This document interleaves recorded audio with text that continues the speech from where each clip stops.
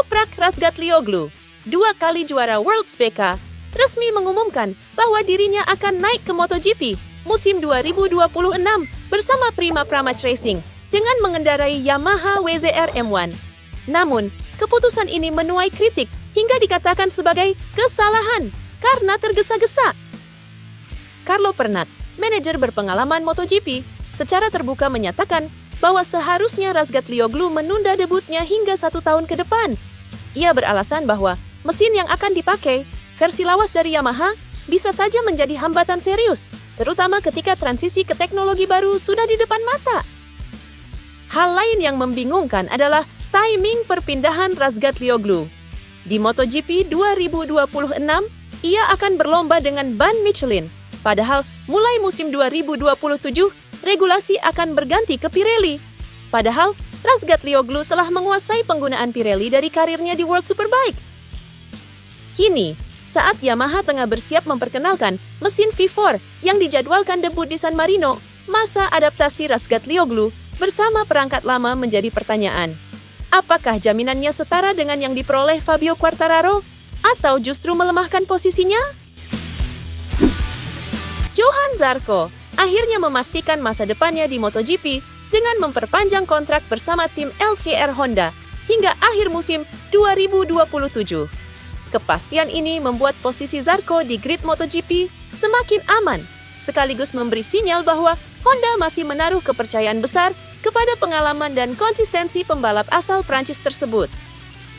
Zarco sendiri mengaku sangat senang bisa melanjutkan kerjasama dengan LCR.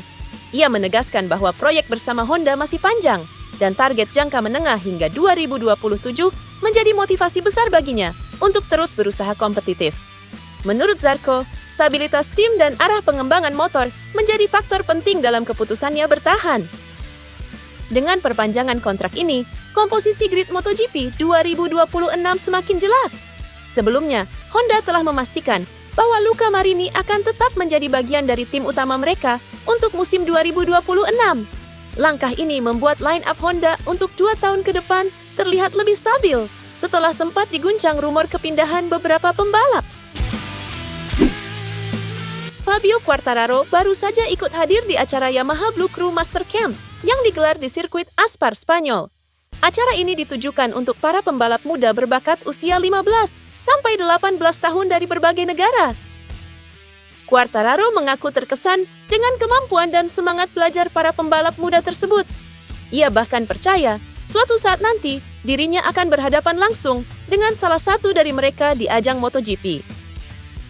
Selain Quartararo, pembalap MotoGP lainnya, Jack Miller, juga ikut hadir. Miller memuji kecepatan, fokus, dan kerja keras para talenta muda yang ikut serta. Menurutnya, program Blue Crew ini adalah jalur yang tepat untuk membawa pembalap dari level nasional hingga bisa menembus MotoGP. Baik Quartararo maupun Miller sama-sama yakin, lewat program ini, dunia balap akan melahirkan banyak bintang baru yang siap bersinar di masa depan. Marc Marquez, pemimpin klasemen MotoGP 2025, menyatakan kewaspadaan terhadap performa apik tim Aprilia. Ia menyebut bahwa Aprilia kini semakin mendekat sebagai ancaman serius. Aprilia membuat gebrakan musim ini, memboyong juara bertahan Jorge Martin dan pemenang GP Marco Bezzecchi ke tim pabrikan.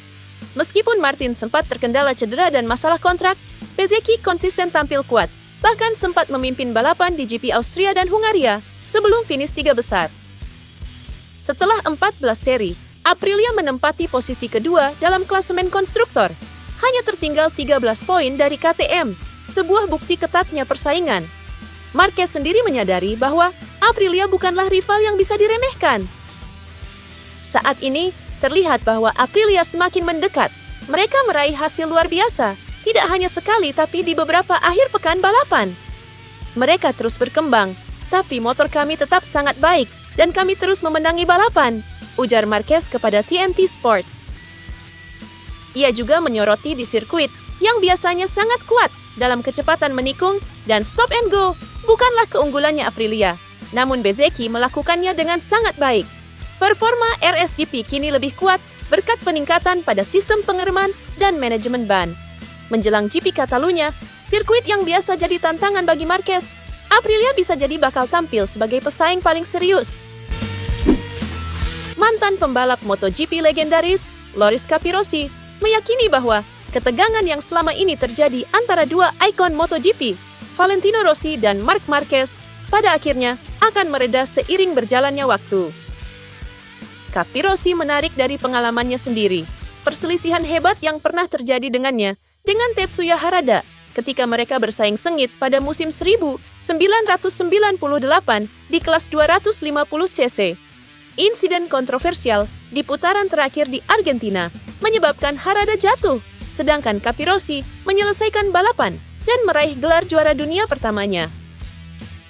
Meski awalnya hubungan mereka tegang, tetapi kini mereka telah menjadi sahabat sejati, bahkan sering berkumpul dengan keluarga karena tinggal berdekatan. Namun, Capirossi juga realistis bahwa hubungan Rossi Marquez mungkin tak akan seserat persahabatannya dengan Harada. Nicolo Bulega saat ini berada di posisi menguntungkan untuk merebut kembali keunggulannya atas Toprak Razgatlioglu pada klasemen kejuaraan dunia Superbike. Namun, dia masih tertinggal 26 poin di belakang lawannya itu menjelang ronde ke-9 yang akan digelar di Magny-Cours, sirkuit yang diketahui sangat cocok bagi Razgatlioglu.